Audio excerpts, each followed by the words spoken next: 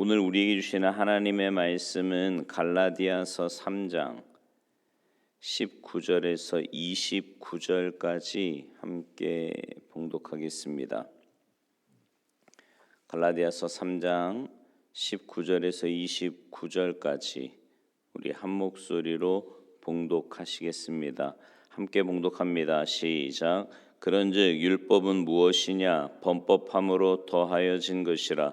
천사들을 통하여 한 중보자의 손으로 베푸신 것인데 약속하신 자손이 오시기까지 있을 것이라. 그 중보자는 한 편만 위한 자가 아니라 하나님은 한 분이시니라. 그러면 율법이 하나님의 약속들과 반대되는 것이냐? 결코 그럴 수 없느니라. 만일 능히 살게 하는 율법을 주셨더라면 의가 반드시 율법으로 말미암았으리라. 그러나 성경이 모든 것을 죄 아래 가두었으니 이는 예수 그리스도를 믿음으로 말미암는 약속을 믿는 자들에게 주려 함이라. 믿음이 오기 전에 우리는 율법 아래 매인 바 되고 계시될 믿음의 때까지 갇혔느니라. 이같이 율법이 우리를 그리스도께로 인도하는 초등교사가 되어 우리로 하여금 믿음으로 말미암아 의롭다함을 얻게 하려 함이라. 믿음이 온 후로는 우리가 초등교사 아래 있지 아니하도다. 너희가 다 믿음으로 말미암아 그리스도 예수 안에서 하나님의 아들이 되었으니 누구든지 그리스도와 합하기 위하여 세례를 받은 자는 그리스도로 옷 입었느니라. 너희는 유대인이나 헬라인이나 종이나 자유인이나 남자나 여자나 다 그리스도 예수 안에서 하나이니라. 너희가 그리스도의 것이면 곧 아브라함의 자손이요 약속대로 유업을 이을 자니라. 아멘. 할렐루야. 오늘 본문 24절에서 바울은 율법의 역할을 초등교사에 비유하고 있습니다. 예전에 우리가 보던 성경에는 몽학 선생이다 이렇게 되어 있지요. 헬라어로는 파이다고고스라고 하는 단어인데요. 어린아이라고 하는 파이스와 인도하다라고 하는 아고의 합성어입니다. 그러니까 어린아이를 인도하다, 또 지도한다, 보호한다 이런 의미를 가지고 있지요. 고대 헬라 사회에서는요. 6세에서부터 많게는 16세까지 가정교사를 두고 아이들을 돌보게 했습니다. 가정교사의 신분이 노예였지만 아이들에게 초등학문을 가르치고 음식 먹는 것, 옷 입는 것, 또 예의 바른 생활 이런 것 등을 가르치면서 지도했어요. 그런 사람이 바로 초등교사, 몽학 선생이었습니다. 바울은 믿음 생활을 하는 우리에게도 초등교사가 있다 이렇게 말을 하는데 그게 바로 율법이에요. 율법을 통해서 우리를 돌아보면서 얼마나 어리석고 연약한 죄인인가를 깨닫게 하는 겁니다. 그러니까 율법의 역할은 우리의 죄를 깨닫게 하는 거예요. 우리의 현 주소를 알려주는 거지요. 자신의 죄를 자꾸 가리며 의인인 것처럼 위장하는 우리에게 율법은 우리의 양심을 흔들어 놓습니다. 율법이 우리의 양심을 흔들어 놓아도 깨닫지 못하고 계속해서 죄를 지으면 강하게 질책하고 매질도 해요. 근데 사람들은 율법을 멀리 하려고 합니다. 율법과 가까이 있으면 죄가 드러나는 부담을 느끼기 때문이지요. 그러나 여러분, 율법을 멀리하면 편할 것 같지만 아니에요. 육과 영의 생활이 무질서해집니다. 율법을 멀리하면 할수록 하나님의 은혜를 깊이 깨닫지 못하는 거지요. 율법이 나를 구원시키지는 못해요. 우리가 율법으로 구원받는 건 아닙니다. 하지만 죄를 깨달아 예수님의 십자가의 은혜가 얼마나 큰지를 깨닫게 하는 거예요. 오늘 보면 23절에 보면 믿음이 오기 전에 라는 말과 25절에 보면 믿음이 온 후로는 이라는 말이 있어요. 그러니까 예수님의 십자가 사랑을 알기 전, 그러니까 믿기 전과 믿은 이후를 말하는데 예수님의 사랑을 믿기 전에는 율법 아래 매인 바 되었고 갇힌 자 되었습니다. 여기 매였다, 갇혔다라는 단어에서 말하는 것처럼 믿음이 오기 전에는 율법 아래서 억압과 고통의 삶을 살았습니다. 늘 죄책감에 눌려 있고요. 열등감에 갇혀 살았습니다. 근데 믿음이 온 이후에는 이제 표현이 달라져요. 26절에 보면 율법 아래에서 벗어나 하나님의 아들이 되었다 이렇게 말합니다. 그러니까 믿음이 오기 전에는 하나님 앞에서 죄인이었습니다. 그러나 믿음이 온 이후에는 하나님의 자녀가 된 겁니다. 죄인에서 하나님의 자녀로 신분이 바뀐 거예요. 은혜지요. 28절에 보면 그리스도 예수 안에서 하나이니라 이렇게 말씀해요. 그러니까 유대인과 헬라인, 종과 자유인, 남자, 여자 모두가 하나라는 말입니다. 여러분 율법 아래에 있을 때는 차별했어요. 유대인과 헬라인, 종과 자유인, 남자, 여자 다 차별했습니다. 지배하는 자와 지배받는 자로 구분이 되었지요. 여러분 죄의 속성이 이래요. 하나 되지 못하게 합니다. 기억하십시오. 죄의 속성은 하나 되지 못하게 만드는 거예요. 자꾸 분열과 다툼을 만들어냅니다. 차별을 만들어내지요. 그러나 예수님의 십자가의 죽음은 그 죄를 제거했습니다. 예수님을 믿는 믿음 안에서는 인종, 사회적인 신분, 남자, 여자 이런 모든 차이를 다 뛰어넘어서 하나님의 자녀가 되게 하는 겁니다. 그래서 하나님의 자녀로 하나가 되는 거예요. 하나가. 여러분 우리가 그리스도의 몸이고 지체라 그러잖아요. 몸이 하나 아닙니까? 하나. 그죠?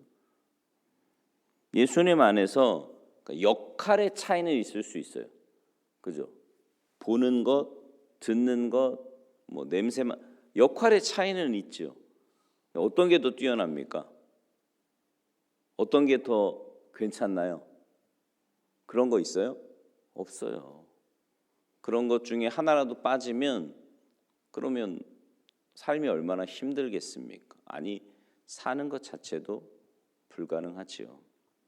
29절에 보면 예수 그리스도를 믿어 그분이 주시는 은혜로 옷을 입으면 모두가 하나님 나라를 유업으로 받을 수 있는 상속자다 이렇게 말씀해요.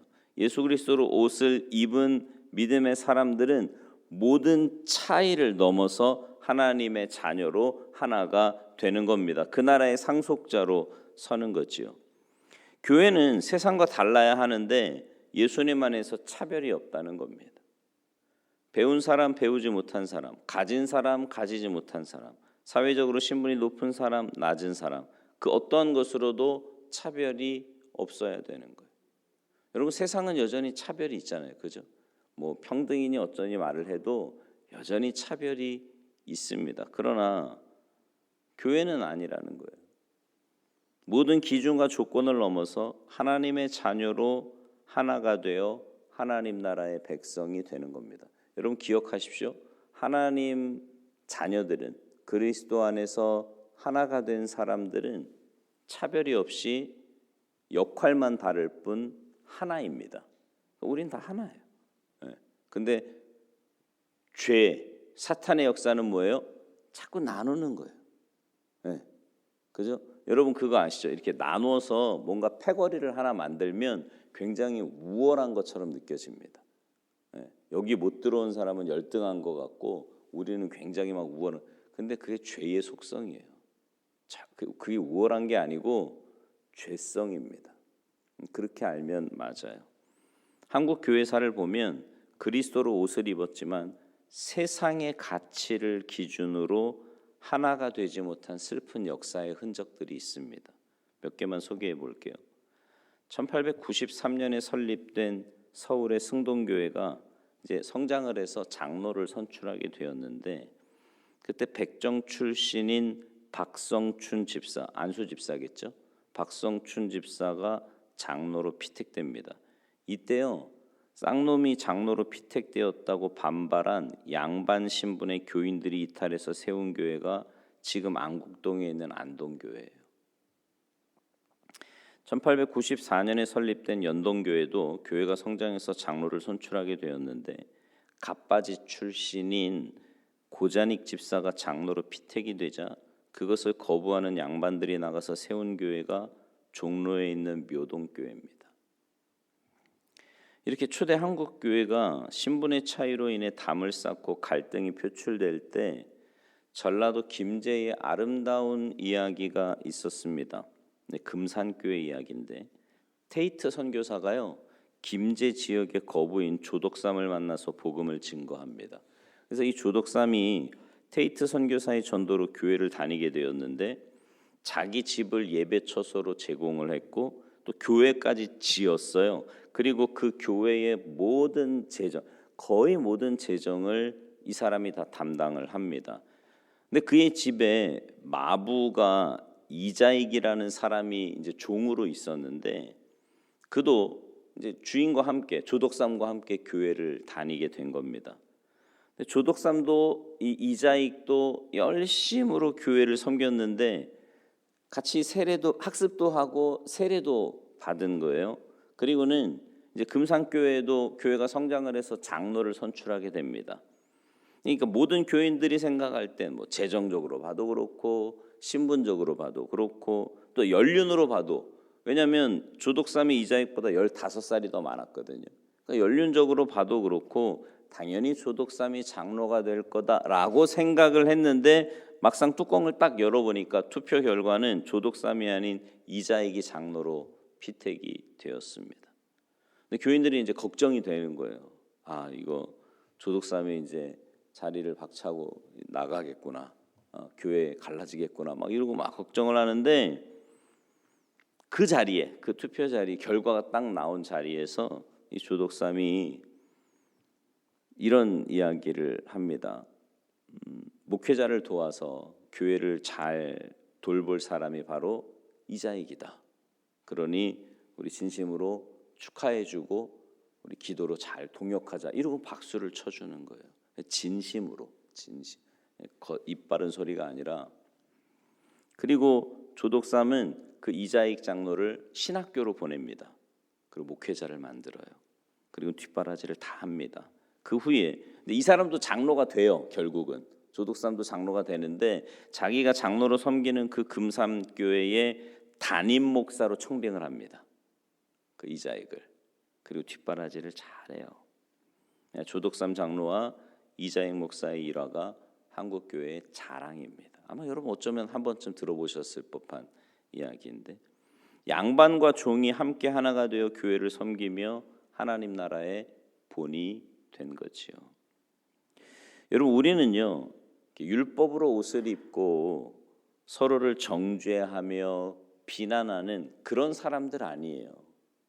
세상의 모습입니다. 그건 우리는 그런 모습이 아니고 그리스도로 옷 입고 하나님의 자녀로 하나가 되어서 하나님 나라를 상속받은 상속자로 살아가는 사람들입니다.